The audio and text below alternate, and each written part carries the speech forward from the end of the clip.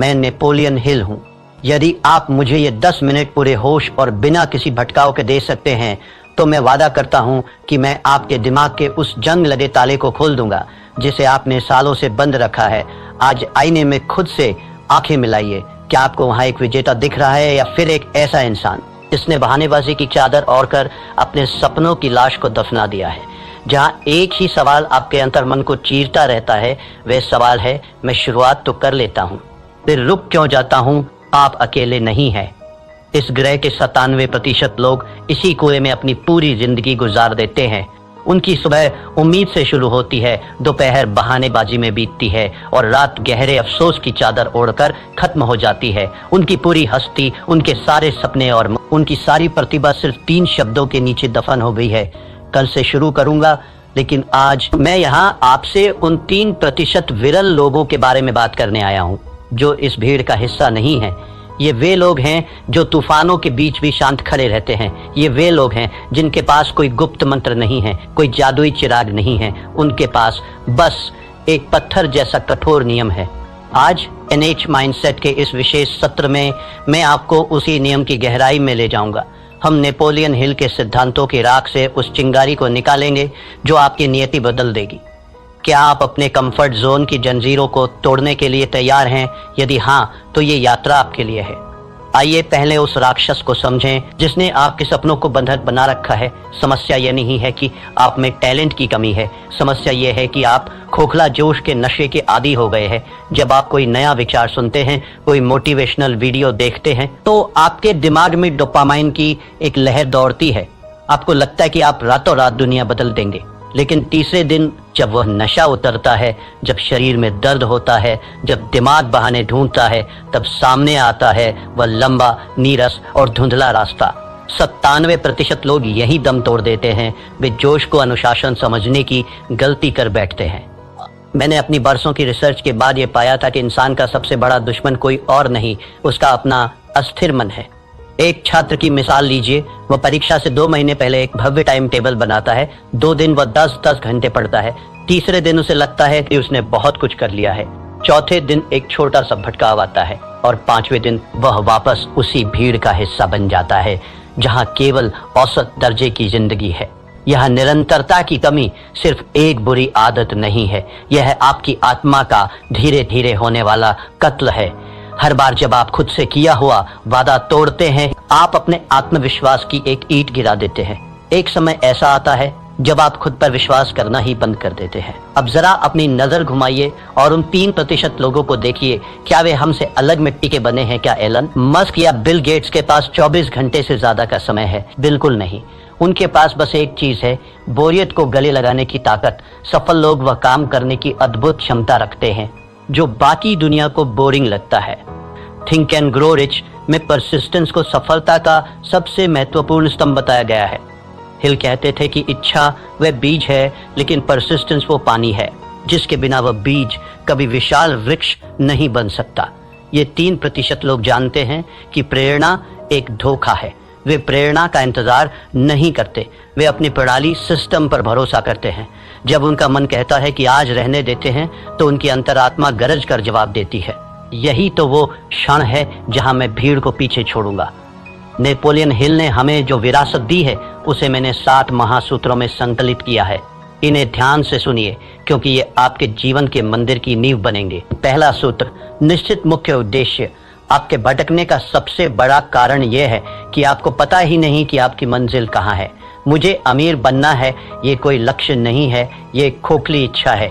मुझे अगले 12 महीनों में अपने व्यवसाय से 10 लाख रुपए कमाने हैं। यह एक निश्चित उद्देश्य है। जब तक आपका लक्ष्य स्पष्ट नहीं होगा, आपकी ऊर्जा बिखरी रहेगी। अपनी डायरी उठाइए और अभी लिखिए आप वास्तव में क्या चाहते हैं। दूसरा सूत्र, सुव्यवस्थित योजना। सिर्फ ख्याली पुलाव पकाने से महल नहीं बनते। आपको उन पत्थरों को उठाने का एक सटीक नक्शा चाहिए। अपने बड़े लक्ष्य को इतने छोटे छोटे टुकड़ों में बांट दीजिए कि उसे पूरा ना करना असंभव हो जाए। अगर आपको एक लेखक बनना है तो पूरी किताब के बारे में मत सोचिए, सिर्फ रोज के 200 शब्द लिखने का लक्ष्य रखिए। तीसरा सूत्र, परसिस्टेंस। दृढ़ता चरित्र का वह हिस्सा है जैसे लोहे के लिए कार्बन। इसके बिना आप एक कमजोर धातु की तरह हैं जो दबाव पड़ते ही टूट जाएगी। जब असफलता आपके दरवाजे पर दस्तक दे तो उसे हार मत समझिए, उसे एक कठिन गुरु मानिए जो आपको अगले स्तर के लिए तैयार कर रहा है। चौथा सूत्र, the mastermind group. Napoleon Hill का मानना था कि जब दो या दो से अधिक दिमाग एक साझा उद्देश्य के लिए मिलते हैं तो एक तीसरी अदृश्य शक्ति जन्म लेती है। अकेले चलना महानता की निशानी नहीं है। ऐसे लोगों के साथ जुड़िए जो आपसे बेहतर हों, जो आपको ऊपर खींच सके। पांचवा सूत्र, सबकॉन्शियस माइंड की शक्ति। आपका दिमाग एक उपजाऊ जमीन की तरह है। यदि आप इसमें सफलता और निरंतरता के बीज नहीं बोएंगे तो जंगली घास अपने आप उगाएगी। रोज सोने से पहले अपने लक्ष्य को दोहराइए, उसे महसूस कीजिए जैसे वह सच हो चुका हो। छठा सूत्र, क्विक डिसीजन मेकिंग। सफल लोग निर्णय जल्दी लेते हैं और उन्हें बदलते बहुत धीरे हैं, जबकि असफल लोग निर्णय लेने में हफ्तों लगा देते हैं और उन्हें बदलने में चंद सेकंड। टाल मटोल आपके समय का चोर है, इसे अभी मार दीजिए। सातवां सूत्र, एक्शन ओवर थिंकिंग। अत्यधिक ओवर थिंकिंग लकवे की तरह है, ये आपकी गति रोक देता है। इसका एक ही इलाज है, कार्य। जैसे ही आप पहला कदम उठाते हैं आपका आधा डर अपने आप मर जाता है। एक पौराणिक कथा है। एक छोटे से गांव में एक साधारण कारीगर रहता था। उसने एक दिन संकल्प लिया कि वह गांव की सबसे ऊंची दुर्गम पहाड़ी पर एक ऐसा मंदिर बनाएगा जिसे देखकर देवताओं की आंखें भी फटी रह जाए। गांव के लोग ठहाके मारकर हंसे। उन्होंने कहा, तेरे पास ना धन है, ना हाथ, ना औजार, तू पागल हो गया है। उस कारीगर ने कोई जवाब नहीं दिया। उसने बस अपना एक छोटा सा नियम बनाया। वह रोज सुबह सूरज निकलने से पहले नदी के किनारे जाता, एक मध्यम आकार का पत्थर अपनी पीठ पर लादता और पहाड़ी की चोटी तक चढ़कर उसे वहां रखाता। बस एक पत्थर। एक महीना बीता, पहाड़ी पर सिर्फ 30 पत्थर थे। लोग बोले, यह मूर्खता है। एक साल बीता, पहाड़ी पर पत्थरों का एक ढेर लग गया था, पर मंदिर का कोई आकार नहीं था। लोग बोले, तू अपना जीवन बर्बाद कर रहा है। 5 वर्ष बीत गए। एक सुबह जब गांव वालों की नींद खुली तो उन्होंने देखा कि पहाड़ी की चोटी पर सूरज की पहली किरण एक भव्य सोने के कलश पर चमक रही थी। वहां एक विशाल नक्काशीदार मंदिर खड़ा था जिसकी सुंदरता का कोई सानी नहीं था। पूरा गांव दौड़कर पहाड़ी पर गया। उन्होंने चकित होकर पूछा, यह चमत्कार कैसे हुआ? तूने ये जादू कैसे किया? उस कारीगर ने अपने फटे हुए खून से सने हाथों को दिखाया और शांत स्वर में बोला, ये कोई जादू नहीं है, ये गणित है। रोज एक पत्थर बस। यही वह महान सत्य है जो आपको अपने जीवन में उतारना होगा। महान कार्य किसी एक दिन के विस्फोट से नहीं होते, वे हजारों छोटे, अदृश्य और निरंतर किए गए प्रहारों का परिणाम होते हैं। क्या आप अपना एक पत्थर रोज उठाने के लिए तैयार हैं मेरे मित्र? एक बात हमेशा याद रखना, समय आपके विरुद्ध साजिश रच रहा है।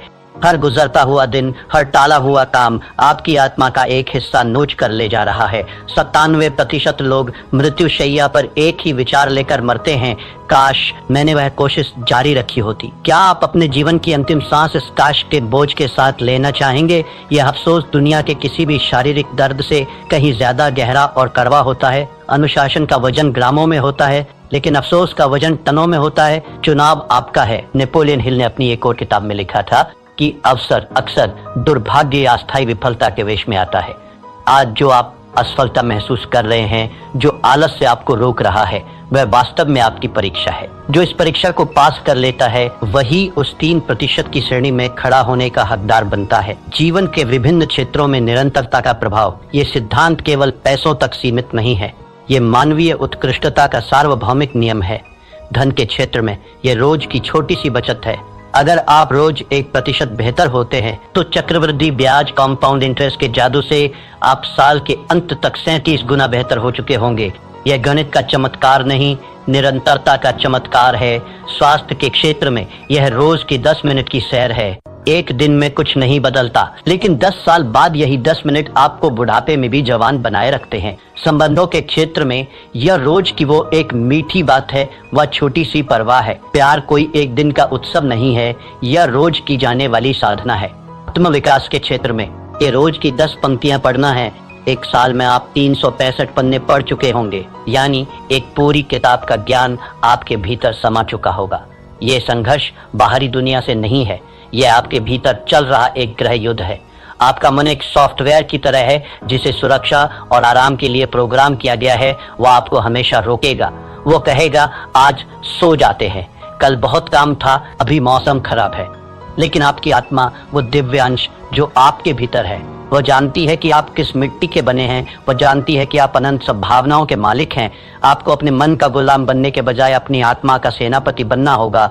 नेपोलियन हिल कहते थे कि मनुष्य का मस्तिष्क जिसे सोच सकता है और जिस पर विश्वास कर सकता है उसे वह प्राप्त भी कर सकता है, लेकिन विश्वास केवल सोचने से नहीं आता। विश्वास कर्म से आता है। जब आप रोज अपना वादा पूरा करते हैं तो आपका दिमाग आप पर भरोसा करना शुरू कर देता है। अब वक्त है कोरी बातों को क्रिया एक्शन में बदलने का।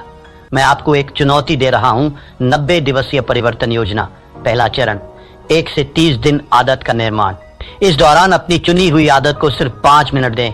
चाहे बाहर तूफान आ जाए, चाहे भूकंप आ जाए, वो 5 मिनट आपकी जिंदगी के सबसे पवित्र मिनट होने चाहिए।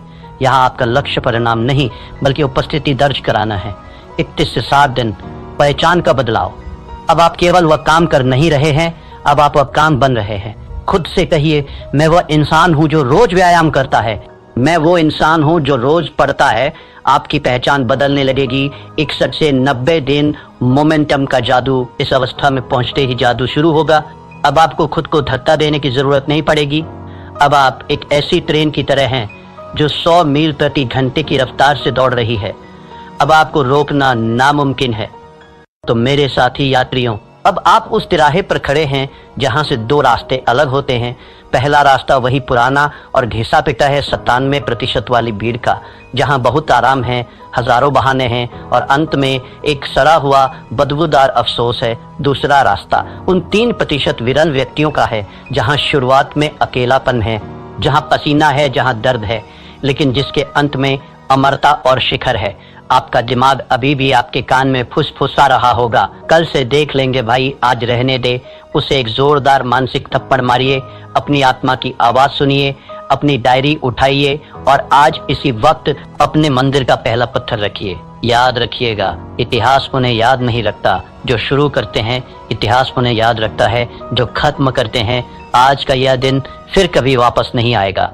यह सूरज कल फिर उगेगा, लेकिन क्या आप वही पुराने इंसान होंगे या एक नया व्यक्तित्व? अगर आप उस 3% के क्लब में शामिल होने का अटूट फैसला कर चुके हैं तो कमेंट सेक्शन में अपनी आज की तारीख लिखिए और पूरे गर्व के साथ टाइप कीजिए, आई एम रेडी। ये आपका खुद से किया हुआ पहला सार्वजनिक वादा होगा। उठिए, अपने भविष्य की नींव रखिए और याद रखिए, यहाँ हम सिर्फ बातें नहीं करते, हम मानसिकता बदलते हैं। मेरे पास जो 10 मिनट आपने गिरवी रखे थे उनका समय अब पूरा हो रहा है। मैंने आपको वह चाबी सौंप दी है जिसे ढूंढने में लोगों की पूरी जिंदगी बीत जाती है, लेकिन याद रखना, चाबी सिर्फ रास्ता दिखाती है, दरवाजा आपको अपने कंधों से तोड़ना होगा। अगर आपकी रगों में अब भी वो खोखला जोश नहीं बल्कि सफल होने की एक ज्वलंत इच्छा दौड़ रही है तो इस चैनल को अभी सब्सक्राइब कीजिए, क्योंकि NH माइंडसेट कोई मनोरंजन का चैनल नहीं है। ये उन 3% लोगों का गुप्त किला है जो अपनी किस्मत खुद लिखना जानते हैं। खड़े हो जाइए और अपना पहला पत्थर उठाइए। समय बीत रहा है। धन्यवाद।